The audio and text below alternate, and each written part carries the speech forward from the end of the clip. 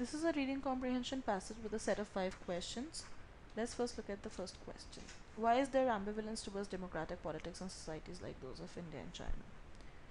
The answer to this question can be found in the second paragraph. If you read this paragraph carefully, you'll find that it has been mentioned that there is an ambivalence towards democratic politics in India and China, but the reason for this ambivalence has not yet really been discussed. So the answer to this question will become D, which says cannot be determined. Next question says, the author uses the word epiphenomena to suggest that. Now in the passage, the word epiphenomena is meant as a secondary effect or byproduct.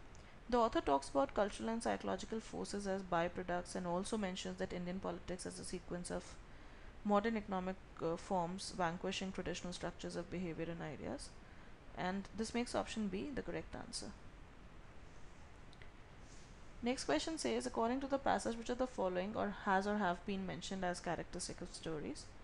The answer to this question can again be found in the first paragraph. So let's go back to that. The first paragraph, you'll find that all the options are correct. Many Indian stories lack a proper ending that has been mentioned. Stories that are now not new are often considered to be unforgivable sin.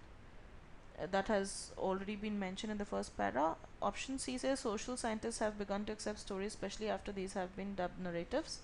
This is also mentioned where the author says more so after some people have cleverly begun to call them narratives. So that brings us to the answer which says all of these, which is option D.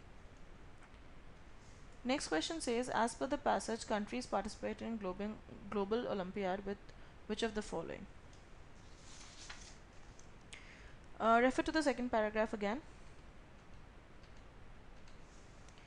In the second paragraph, the author talks about these countries have reportedly fallen behind in the race that all countries these days breathlessly run to stay where they stand in the global Olympiad of nation states.